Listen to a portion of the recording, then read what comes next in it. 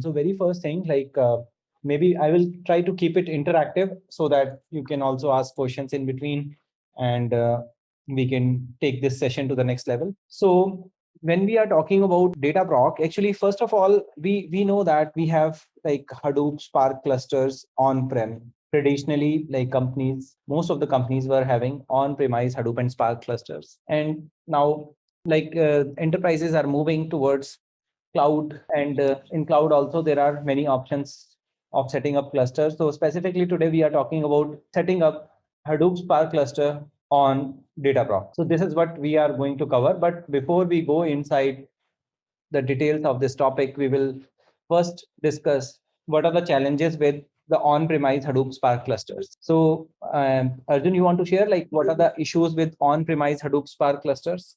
Yeah. So basically, the first and foremost is the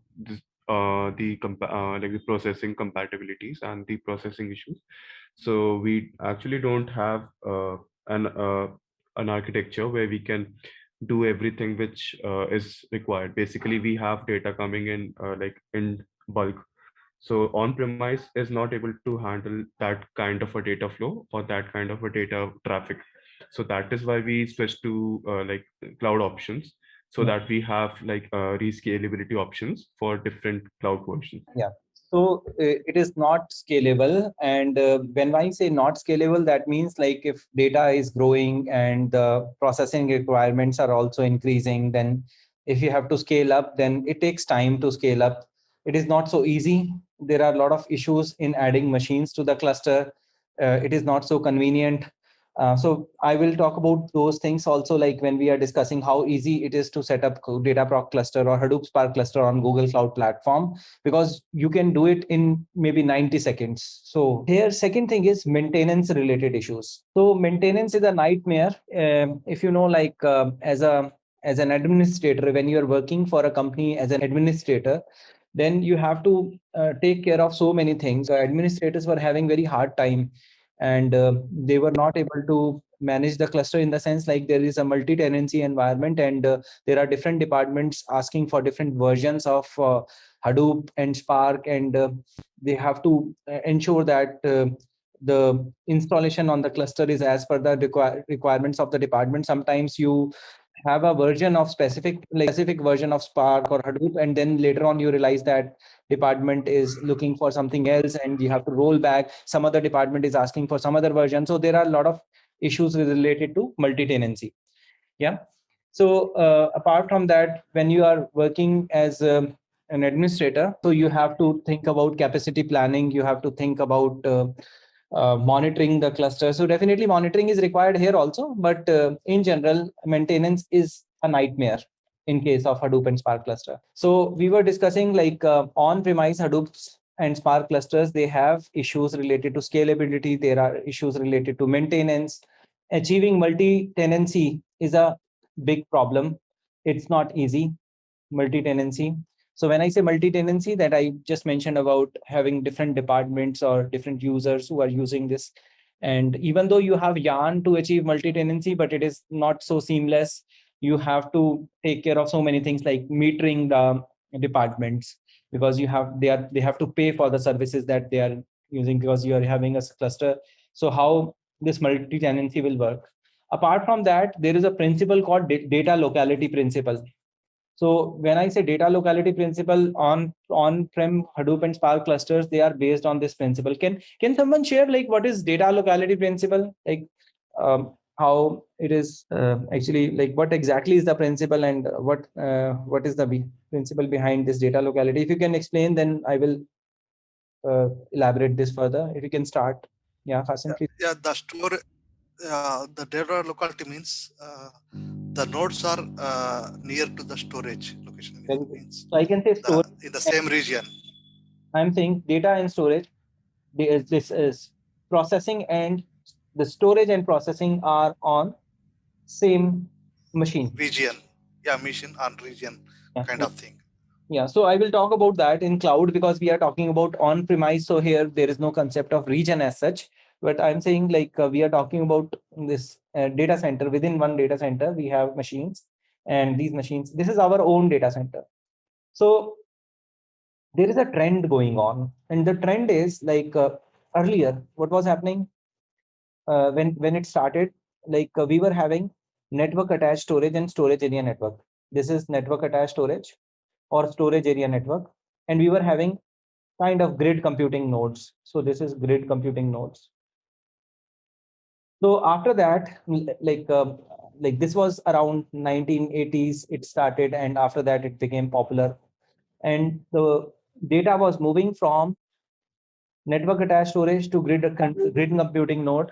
So these things were happening, but here the problem is, like, if you have big data, it is not scalable. This is a network transfer or data transfer or network traffic, you can say. There is a lot of network traffic. Okay, so now I was talking about this data locality principle, and then I was also talking about scalability issues, maintenance issues, multi-tenancy. So I was mentioning about these issues, and now I am elaborating like the data locality trend, how it is evolving. So initially it was like this: grid computing node and network attached storage and storage area networks.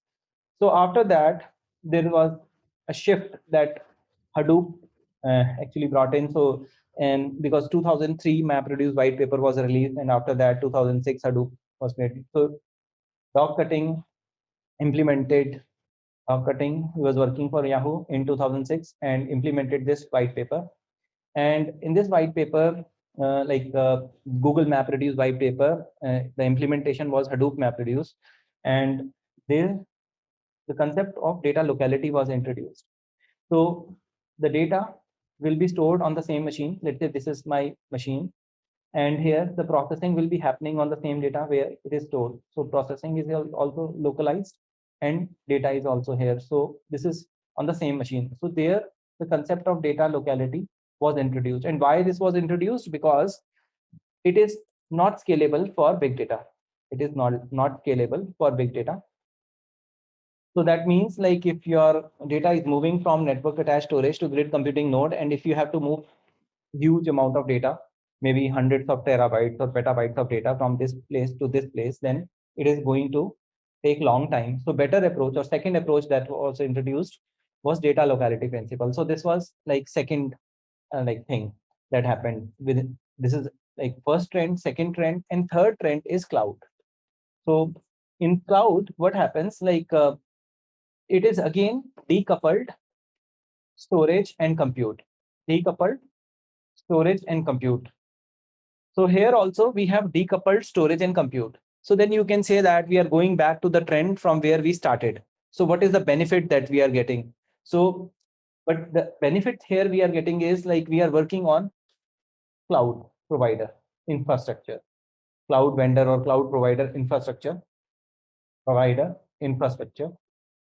So when you are working on cloud provider infrastructure, that is very, very robust. That is very, very robust in the sense, like the network bandwidth, which was a big issue in case of on-prem data center. So this is on-prem data center. You can assume this is also on-prem. But if when we talk about cloud provider infrastructure, network bandwidth is really large bandwidth, and it is high. I'm writing is very high. So you can expect like maybe petabytes of data can transfer in 1 second. So these kind of cables are there which are connecting different machines in the cloud provider data center. So why we are moving to this? What is the advantage? Can someone share? Like, we understand that advantage of using this is like we are having localized storage, so reading and writing will be very, very fast. So we don't have to go for a centralized storage. This is centralized storage. This is centralized storage, and this is distributed storage. That means each machine is having its own data, right? So this is distributed data, or chunk of data, I should say. This is not entire data, but chunk of data, and it is on multiple machines. So I can represent other machines here. This is another machine, another machine. So like that, we have many machines in the cluster. This is another machine, maybe another machine, and these machines are having their own data, right? And then processing is happening in distributed manner, distributed storage and distributed processing. So everything is distributed here. So till now, this was fine, but when cloud actually introduced the distributed processing and distributed storage, the concept came back to the original one, which was basically having a decoupled storage and decoupled processing. So when we say decoupled storage and compute, that means like we are having separate cluster. I'm writing separate cluster for storage and separate cluster for compute. Can someone tell me what is the benefit of this approach? We can scale up easily. How, if you can elaborate this further? Since both storage and compute are decoupled, as per the requirement, we can scale up and scale down the storage and compute. Compute means CPU, threads, all those things. Okay. Effortlessly.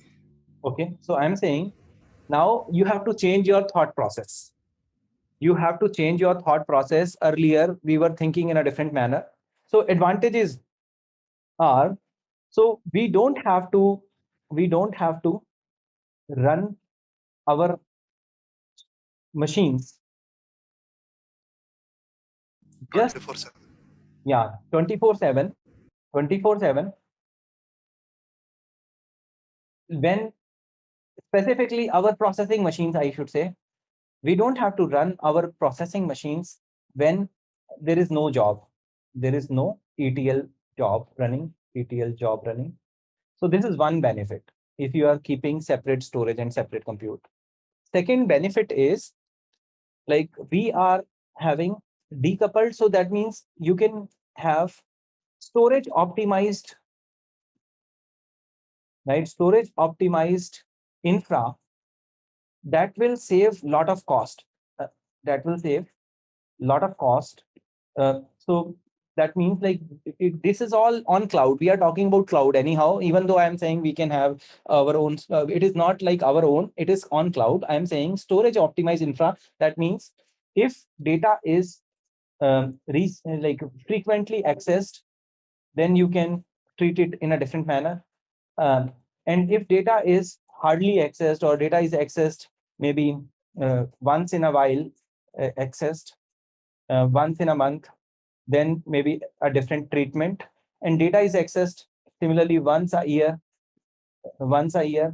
then it's a different treatment. So this is like storage optimized infra that will save a lot of cost. Another benefit is when you are scaling up, when you have to add more capacity, right? So when you add more capacity, then no need to add compute intensive machines. Like let's say add more capacity for storage, then no need to add compute intensive machines, because in previous approach when we were having data locality principle, then we had to add compute intensive nodes also, because this is all coupled, right? Another main benefit that I want to highlight here is we are having here ephemeral cluster. This is a very important advantage, and this is actually new thought like process, or you can say new way of thinking. So ephemeral cluster is the core of this discussion. So as an administrator or as an ETL developer, you have to think from a different perspective when you are working on cloud. When you are doing big data processing on cloud, you are ensuring that you are having transient clusters as much as possible, because that will help you in saving a lot of cost. So what are ephemeral clusters? Now we are going to see those, and we will spin up those clusters also on the cloud. So this approach, earlier we were having 24/7 clusters, running clusters. So we cannot terminate these clusters because storage is there, and if someone wants to access the data, so it has to be up and running always. These machines are always running. We cannot optimize. But here, when you are keeping it decoupled, then you can have processing clusters which are ephemeral, and storage cluster are anyhow like having this optimization, like based on the data access patterns, the storage can be optimized further. So does it make sense like why we are going back to this approach of having cloud-based decoupled storage and processing clusters? Even though we started with like this in 1980s, But after that, we are coming back to the decoupled architecture. But in 1980s, we were not having this high-speed internet, like network connections, right? And the cloud provider is having infra. Google invests more than $27 billion. In last 3 years, Google has invested more than $27 billion in just infrastructure.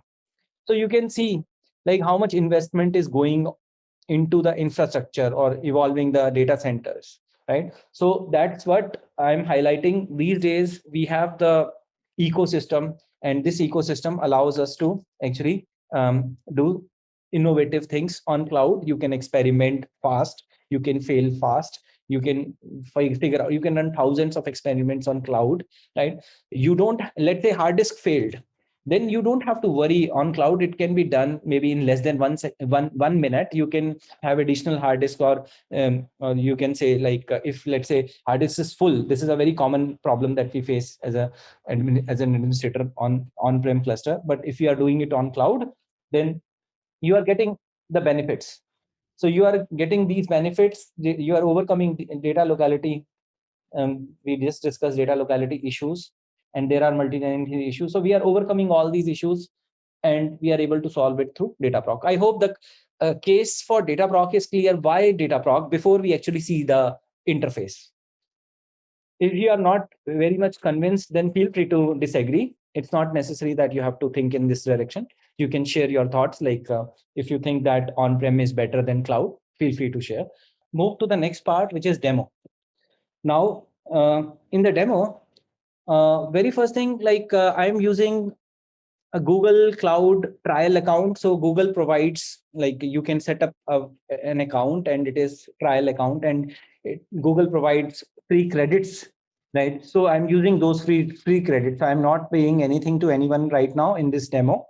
So I have an account which is like Data Couch 33. So this account I'm using, and I have opened this in incognito mode. So this particular demo I have opened in incognito mode. So why I have done it in incognito mode? Because I don't want my personal account should interfere with the account that I am using right now. Let's go inside the console.cloud.google.com. And we have a blog today. And this blog will basically be showing you the things that I am doing here, right? So you can have a look at the blog whenever you get a chance. So this blog, I'm sending the link of the blog on the chat. So I will be following some of the instruction. So I'm just sending on the chat. Let me read the message. So Keshav is saying, I was asking in Dataproc or Cloud Platform, you are saying that there is a separate cluster for storage and separate for processing. Okay, that is beneficial. Yeah. So Keshav, I'm saying that storage is separate and processing is separate. So today we will be looking into processing clusters. How do we spin up processing clusters and how these ephemeral cluster? So we prefer to have this decoupled architecture.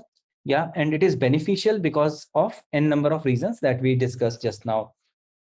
Does it make sense, Keshav? Are we clear? Like what I meant? Okay.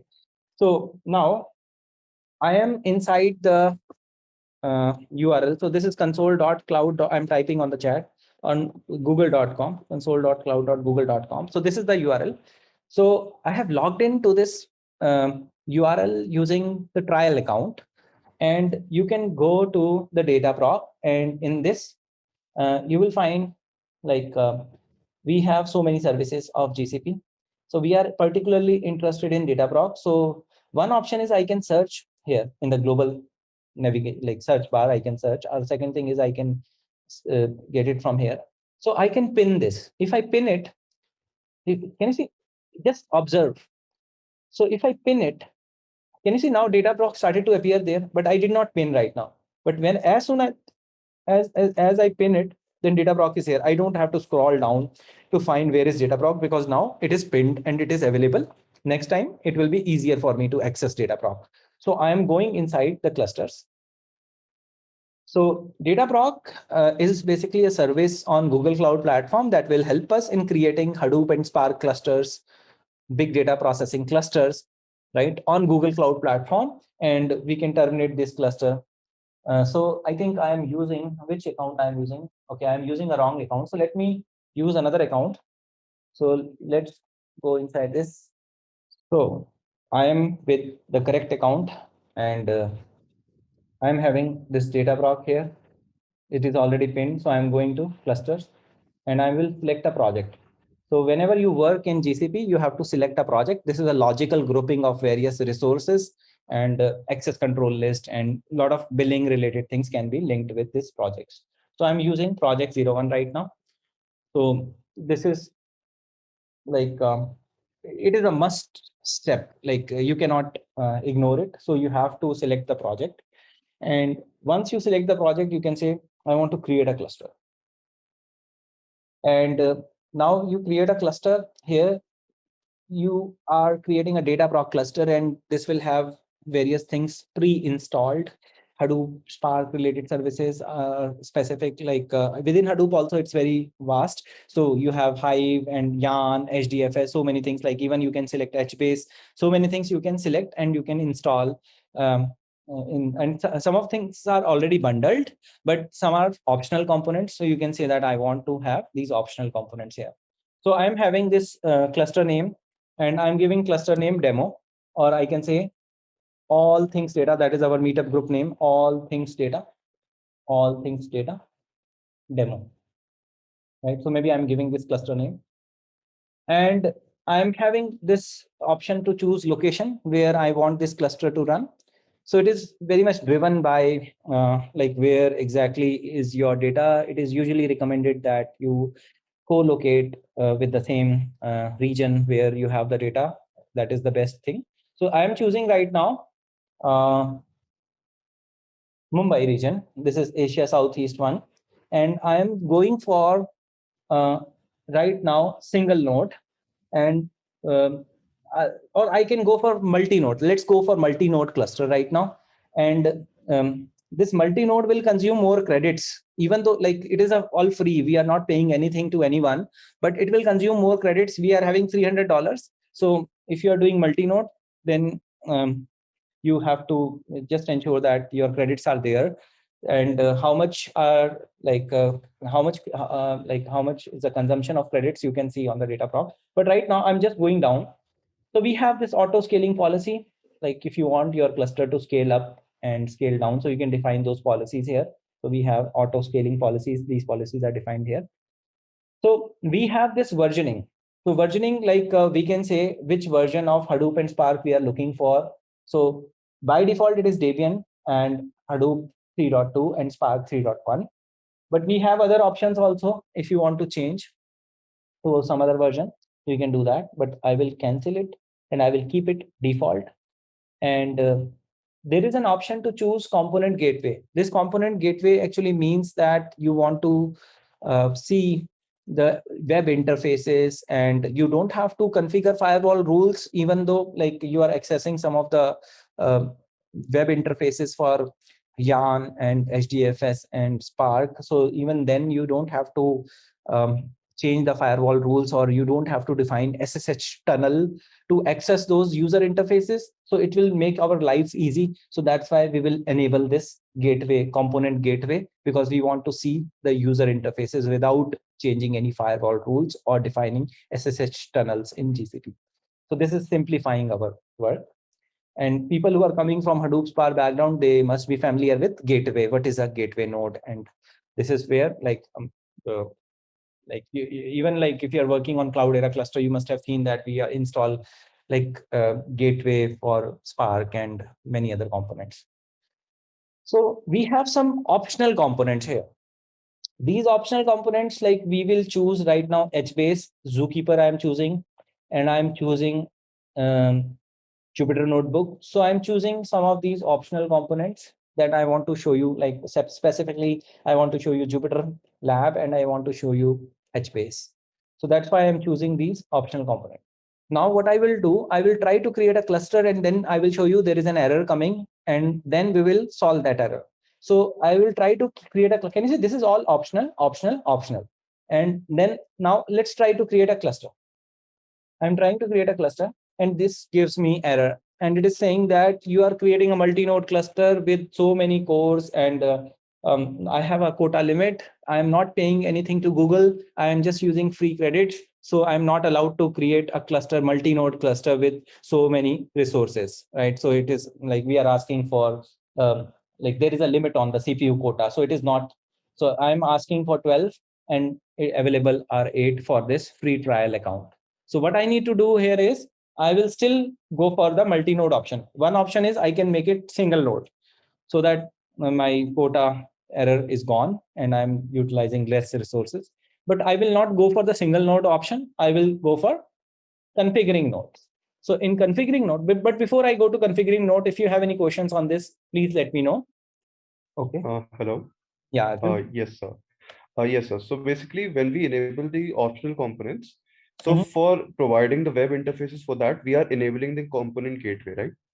This is required even for the like mandatory components which are already getting installed. For example, if you go to the distribution that I was showing, so can you see we Hadoop and Spark bundled? It's not optional. Yes, It sir. will definitely be installed because it is the version that we are choosing.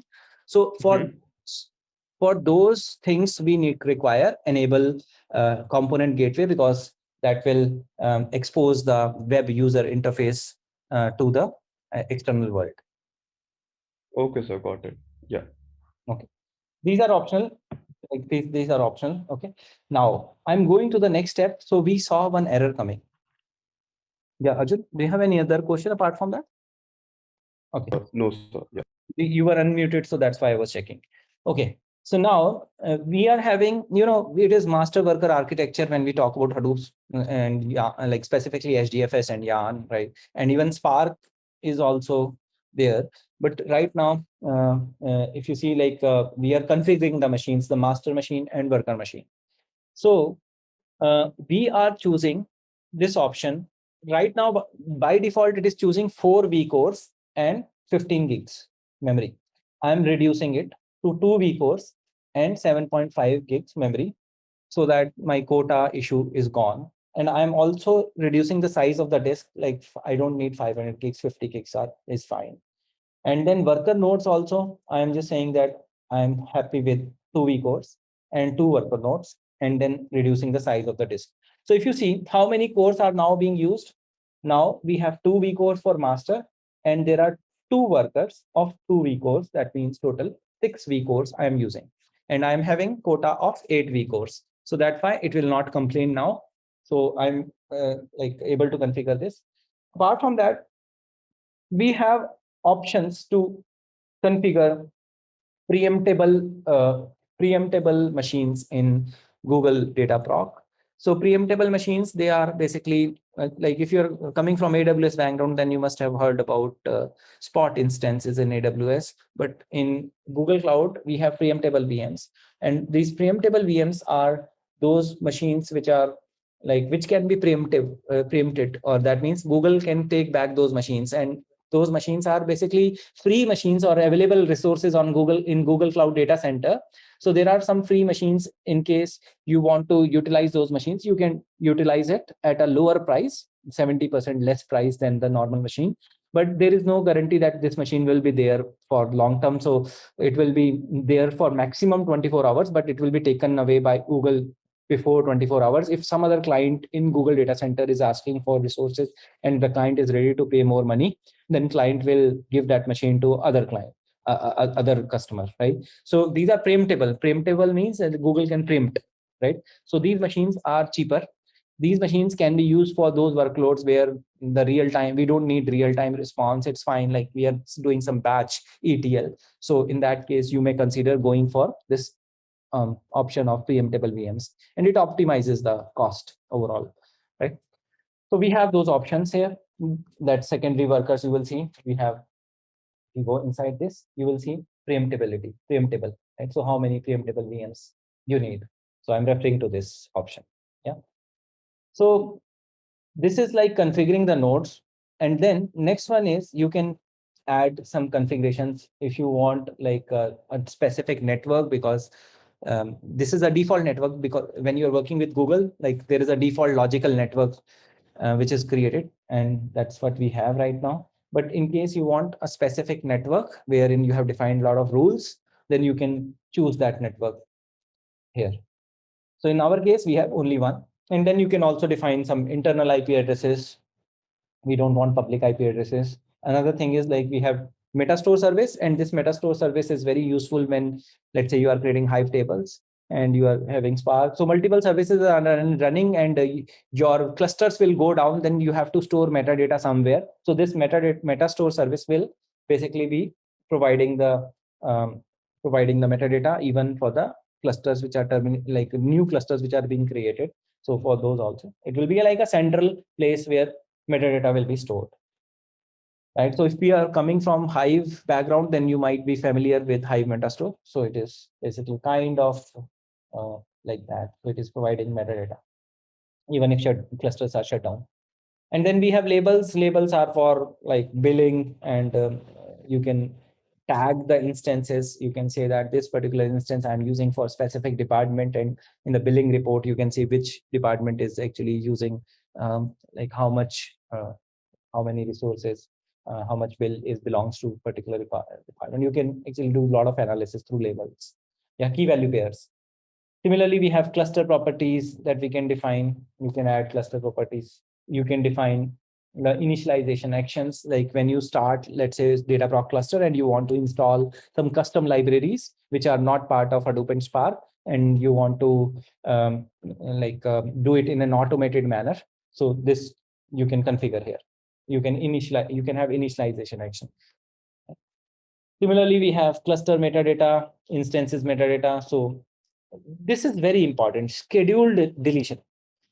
So this is related to the concept that I was discussing on the whiteboard when I was referring to this, this particular concept of ephemeral cluster. So this ephemeral cluster is actually related to that. So you can delete at a fixed on a fixed time schedule, or you can delete after cluster is idle. Let's say there is no work going on, no application running on the cluster, then you can say that I want to terminate this cluster.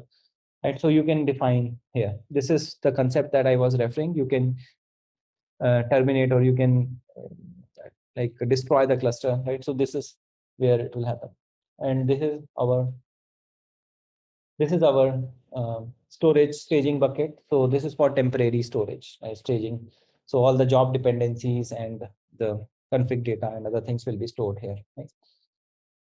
So this is security, and security, we have many things like encryption you can configure, and then Kerberos also you can configure, and then you can have authentication related thing. You can integrate with some identity provider, right? So all these things are possible.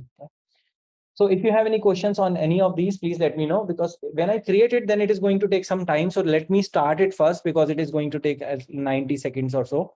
So in the meantime, cluster is getting created. If you have any questions, please let me know. And these steps are actually very well documented in this blog. So whenever you get a chance, you can have a look in this particular blog, like which all things I have done. I've already executed all these steps, like so here standard, yeah. So these things, and then we reduce. We have already done all these steps. Now cluster is getting created. After that, we will be running some Spark jobs, and we will be like having Hive, and we will also be looking into Jupyter Lab, and then we will see HBase related stuff today. Right. So 4-5 things we will look at in the Dataproc cluster. How here a quick question. Yeah. How the Spark and Google Cloud data flow differentiated? Both are for processing. Okay, very good. So I'm just writing here.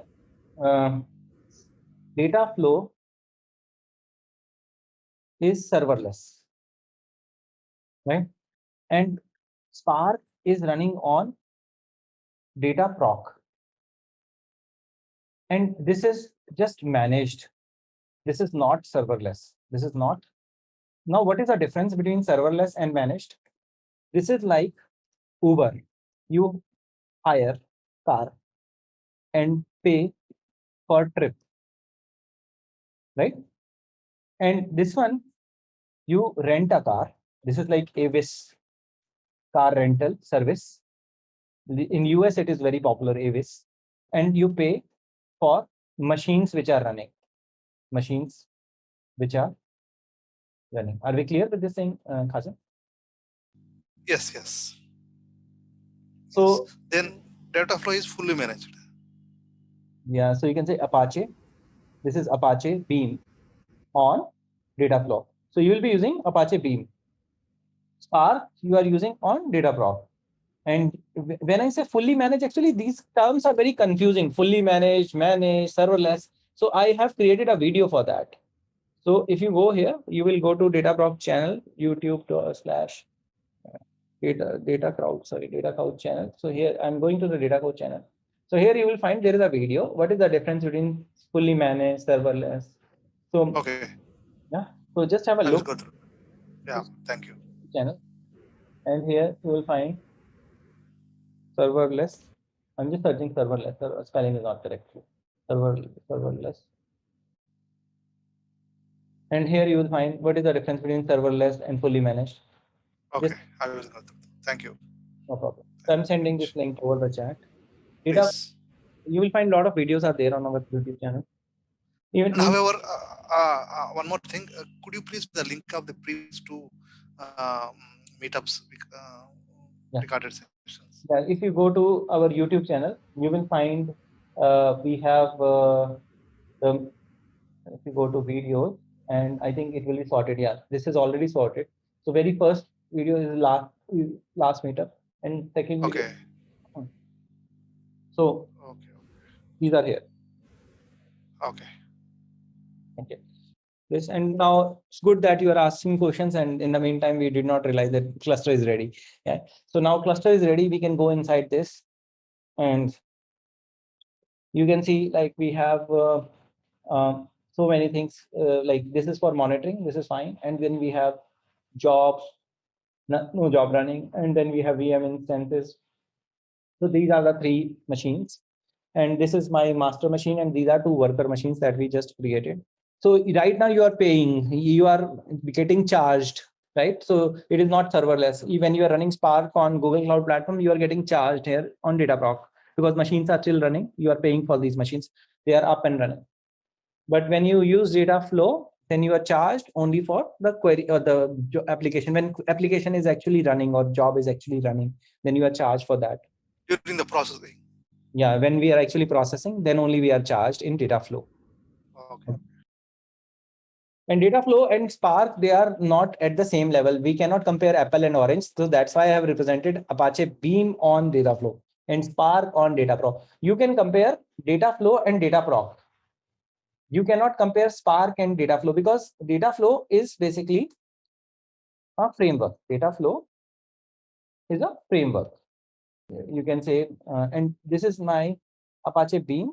This is API, Apache Beam API is being used. Apache Beam API is being used. And you can have like, you can say that I want to, this is possible to have a different framework here. We can have Flink, or we can have Spark here and other things. But I'm sharing like from Google perspective, it is like not the same comparison because it's from Google perspective as an architect, you will be choosing Dataflow, Dataproc, depending on lot of factors. Like this is one factor, but there are others also. But when we do the meetup for Dataflow, then we can delve deeper into that. There are data fusion and data. Yeah, data prep is there. Yeah, so a lot of other components are there.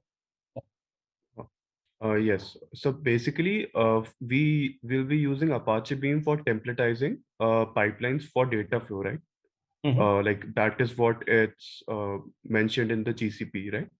Yeah, so you can create templates in Dataproc also. It is possible, but it is more dependent. Let's say if you are doing implementation from scratch, then you will be going for Dataflow kind of thing. But if you are migrating your clusters from on-prem to cloud, then Dataproc is usually the preferred approach, first step, so that you have minimal changes in your code.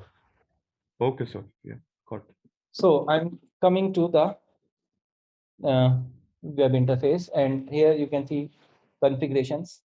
And this is how what we configured, and this is the storage bucket, staging storage bucket, and these are the three components that we added. You can go to the properties and you can see which all properties are there related to Spark, right? How much memory for driver memory, executor memory. So a lot of interesting details you can see. Those people who are coming from Hadoop Spark background can relate with this a lot, right? So I'm going to the web interface. And before we go to web interface, let's see some black terminal. So I'm going to SSH and do SSH, and then within that we can start this. And in the meantime, I'm also doing parallel processing. So, but that will, in fact, actually the resources are less, so I will not be running multiple jobs in parallel. Then Jan will complain, and then my jobs will not be getting complete. So that's why I will be doing step by step. So I'm here right now, and I will just make it a bit bigger font. It's largest is also fine. Okay, so I'm here, and we can start with Spark -shell. And when we start it, then it will start the Spark application behind the scene, and we will be able to use Spark API, right? So let it boot. After that, we will be using Spark, and we will be writing some code. So this is getting initialized. Spark is there, right? So I can write simple Spark is here. The Spark, this context is there. That means Spark session is there specifically. Spark, and you can do tab, and then it should show a lot of options. Yeah. So we have so many options. So we can say spark context, Spark context. So this is there, spark context. And then after that, I can say I want to maybe use a text file, and this text file maybe I will use from a bucket. And this bucket is in GS. And this bucket name, I need to see the bucket name. I will go to my blog, and here you will find we have given the bucket name that we are referring. So I'm using this bucket name examples, and then py-spark. So I'm just pasting here, and then slash. After that, we can simplify this. Maybe this plus is not even required. So I can just copy this and paste it here. And this is fine. I will just do dot count. So this will trigger a job, and it should show us the count. Okay, so it is showing us 7. The count is 7 for this particular file. In this particular file, there are 7 lines. I hope we can see like how Spark is running, right? It's very quick. Actually, the purpose of this meetup is not Spark. The purpose of this meetup is how to run Hadoop and Spark cluster on Dataproc. And you can do :q and exit out of this shell. Yeah. So can we scroll a little up? It's not visible. So down. Scroll a bit down. It's not. Yeah, it's fine. It's fine. Yes, sir. So because the like the Zoom panel is coming, so we are not able to see the last line. The Scala. Yes, sir. Okay. Yes, sir. Can we run PySpark as well? Yeah. I will show you another. So we can run here, or we can do it through that like the Jupyter Lab. So I wanted to show you Python related thing in Jupyter. But anyhow, let's start it, and then we'll come back. We'll exit out of it, right? So you can write code, and here you can experience. But I was planning to do coding in the Python, this Jupyter. So this is running fine. So this is available. So I'm doing Control C. So now this is fine. I hope you got it. Now let's go into Hive, and let's see. I will clear everything, and I will bring it here. And I will maybe I'm using Hive, not Beeline. But ideally you will be using Beeline, which is a client for Hive Server 2. But I am just doing a demo, very quick demo. So that's why Hive is running on Tez right now. Can you see Tez is there? I think application is stuck. So what I will do, I will kill that application if it is not, because I started py-spark, and that's why an application might. So I can show you the interface for. It's good time to see the interface, the source manager. And if you go inside this, because of enabling component gateway, I can see this. You see right now, Spark application is running, and this Spark application is py-spark that we started. And I am not able to run Hive because I have a running application. It did not quit well. So I did Control Z, but ideally I should have maybe done it in a different. I should have exited properly. The way I deliberately did this thing. I deliberately exited out of Spark shell very well. That's why it is succeeded, finished. Everything is fine. But for Python Spark, I did not terminate well. And I wanted to show you the challenge that you will face while working on a limited node Dataproc cluster. So when you are actually working, so just be careful. Like if you are working like this, so there will be resource crunch, and this application will not move from accepted stage to running state, because there is already one application running. So we have limited resources. Now, what is the option? What is the option to handle this? So one option is, I can, first of all, I will clear it, and yarn application minus list. I can do yarn application minus list, sorry, list. So when I have this, it is showing that we have so many applications running. Now this is accepted and this one is running. So I want to kill this application. So for killing this application, so yarn application minus kill, and then I have to give the application ID. So application ID, I can see it is here, and I will, sorry, so I'm just giving it like this, and this will kill that application. Now I can also kill the accepted one. So I'm just killing the another one, third application. Okay, so now it is all good. It is all clean. Now if I go back to the console and I will refresh this console, you will see my applications both are killed. One is finished successfully. So now we are having all resources available. Now we can go back and run Hive again. And hopefully this time Hive will run fine. And if it is fine, then only we will move to the next step. Okay, so it is trying to run another application, and once it is successful, then we will be able to see it in the console. So let's refresh it. And we have this running application now. Earlier, it was going in accepted state. It was not running. So now we are here, and I will do Control L. Okay, so I'm here. It is all clean, right? So what I want to do here is I want to create a table. So what I will do, I will pick up this command from here only, and I will paste it here. I will create a table in Hive, right? So this has created the table in Hive, and I will do Control L, and I'm here. So table has been created. This table has been created. Now I want to insert some records. So I will quickly copy this and I will paste it here. So I am able to insert. Let me see, there are some errors. So okay, copy paste, you will also face this error. It's good that I have done copy paste, because you will be also doing in the same manner. So I have to fix, maybe we can look into it, like how can we fix it in the blog itself.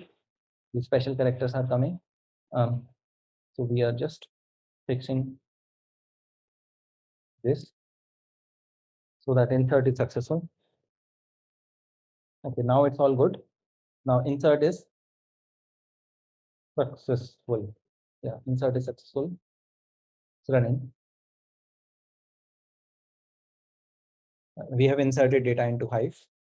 Okay, so it's all clean, all done. So I will just go here. So insert is done, and then next step is selecting this from the end. So I'm just doing select star from employees, and here we see the data that we just inserted. There are 4 employees. Okay, so data is here. Data is there. Now we just saw data in Hive. We want to see this data in Spark. So what we will do, any questions on this till now, whatever I have done, the debugging and how we killed the job in Yarn, and what was the problem? Actually, problem was related to the resources. If you don't do the graceful shutdown, then Yarn will not get to know, and the application will still be running in Yarn.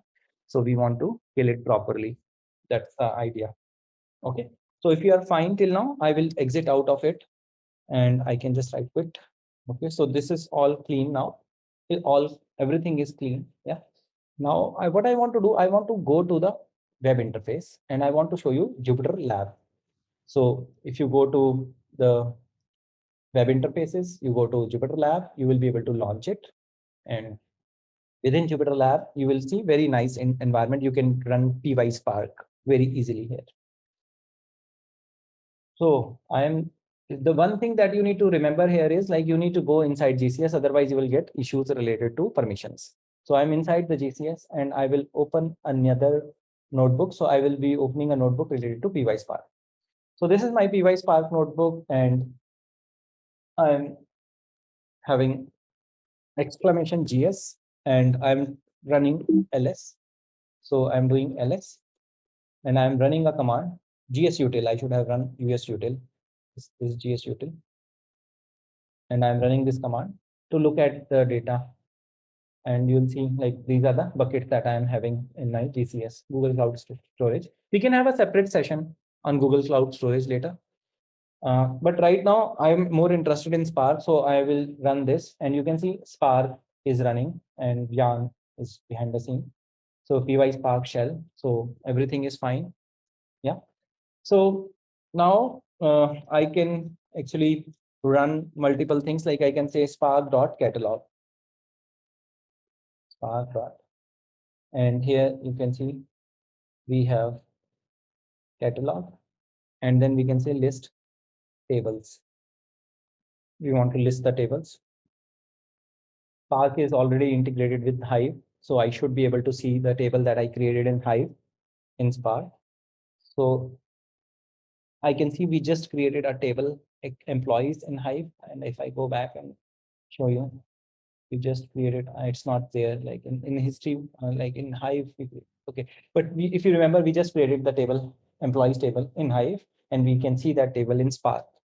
Now we want to work with this table. We want to manipulate this table. So you can say df, you can create data frame, and you are having raw data frame equals to spark dot table, and we want to refer to this table employees. Okay? And you run it, and then raw df and dot show. So if you do that, then you should be able to see those 4 records that we just inserted. So we can see 4 records that we just inserted. Okay. So apart from that, like you can apply a lot of different types of manipulation, like you can filter data, and you can say that this is my filtered data, filtered data frame, filtered data frame, and this is my raw df, and you want to filter data, and you want to give the clause filtering condition. And this filtering maybe we can do based on the name. So you can say df dot name. Ideally, I'm just giving any name, and then so df. Okay, so this df is raw df. So we'll just fix it. We'll run it, and we'll say control C, control V, and then we are saying show, and then we got the filtered data here, right? So we are working with Spark, and we saw Hive, how we integrated Hive with Spark. So this was another thing, like I hope this is making sense, like how it is working. Now, if you have any questions on this like demo, please let me know. We saw Yarn related commands, we saw Hive related commands, we saw Spark related things, and we also saw Spark shell related things. Okay. Now, if you go back here, you can also run Spark Edgebase.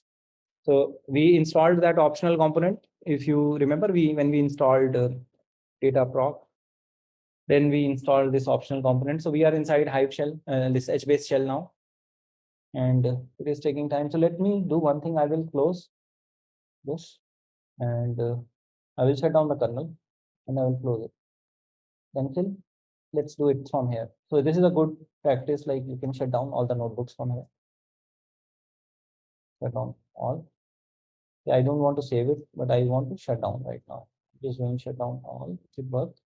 It is not in Gradle, so it is transparent. So that means it's white. So it's shut down. So I will close it now. Leave it, and I will go back here. And we are trying to run Edgebase shell now. I will close this, and I will launch VM instances. I'm launching this SSH shell again, and then I will run Edgebase shell here. This is very convenient to work with Google Cloud Platform, the SSH that we are doing. But if you have any questions in the meantime, the terminal is coming up. Please let me know. So in Edgebase shell, we will be, I'm not sure how many people know Edgebase. Like, have you worked with Edgebase? What is the concept of column family? We can have another meetup on Google Bigtable, because that is becoming more popular. That is more popular than Edgebase now. So there we can discuss the design, how actually we do database modeling and other things. So let it come up. It's taking time, but anyhow, what I wanted to show you is like after this, these steps which we are having in the blog. After this, I wanted to show you this. this part, HBase, and these couple of commands I wanted to execute, like creating table and then putting data into the table. So that is what I wanted to show you today. If it is there like in a minute or so, then I can show you very quickly HBase shell also. But if it is taking time, then these are just 2 commands and it will work fine because we have done it earlier also. So not a problem. So if you have any questions, please let me know. And in case you have not registered for the meetup group, so this is our meetup group. You are coming from some other channel, you are not on our meetup group, so you can go to our meetup group and you can connect with us on the meetup group because we conduct these sessions regularly. So I'm sending this link over the chat, this meetup group. And in future also, we will be conducting sessions on regular basis related to various technologies, including machine learning, cloud, and data. So these 3 areas primarily. So let me know if you have any questions. It is still taking time. Not sure what happened. Ideally, it should not take. Okay, yeah. So you can connect with us on LinkedIn. So if you have not connected with me, please do connect. And if you go to our company page on LinkedIn, so there you will see we are sharing a lot of interesting cheat sheets and a lot of insights. Like if you go here, like we share cheat sheets like Spark related cheat sheet, like Spark driver memory architecture, and then this one is executor memory architecture, or the property specifically, and this one is Spark architecture, and this one tech facts also. You'll find a lot of interesting stuff is being shared. Okay, so if you have anything, please let me know. Otherwise, we are done for the day. Thank you so much for your time. It is taking time, but anyhow, it is just a couple of commands. So that's why I'm not very much bothered. Our goal was primarily to show you the Dataproc and how we run Spark, how do we run Hive, and how do we run debug Yarn and all those things I wanted to show you today. So, or I can retry if you want. Give me a second. I will close it again and let's do one more thing. Let's do SSH again. This time it should be fast. So it is done, then I will quickly show you HBase shell also. But HBase will make much more sense when you know the column family concept and when you know how do we do schema designing and what are the challenges in schema designing. How can we run multi-node Kafka cluster either on this? Yeah, very good. So I think we have a blog, Confluent Kafka on Dataproc. So let me see if that blog is here. We must have done Confluent. So Aman, did we publish this blog, Confluent Kafka on Dataproc? No, actually, it need to be. So this is a good thing that we can have like a blog where we can show you how to actually run multi-node Kafka cluster on this Dataproc. We can do that. That is the vanilla Kafka or Confluent Kafka? Confluent Kafka. Okay. Because nowadays Confluent is like providing a lot of tools, additional tools, which are adding a lot of value to Apache Kafka. So that's why people prefer that. Okay, thank you. Okay, so I think we are done for the day. Thank you so much for your time, and I'll see you maybe in the next meetup. We can plan next week or next to next week, whenever like we'll see our calendar and accordingly we'll schedule. Yeah, Hazim? Thank you so much, Bhavuk, for your valuable time during No problem. the weekend. No problem. So now I am able to spin up the Kafka, that Spark cluster on the Dataproc. A lot of things are known. Glad that you are able to move forward. Thank you so much. Thank you so much.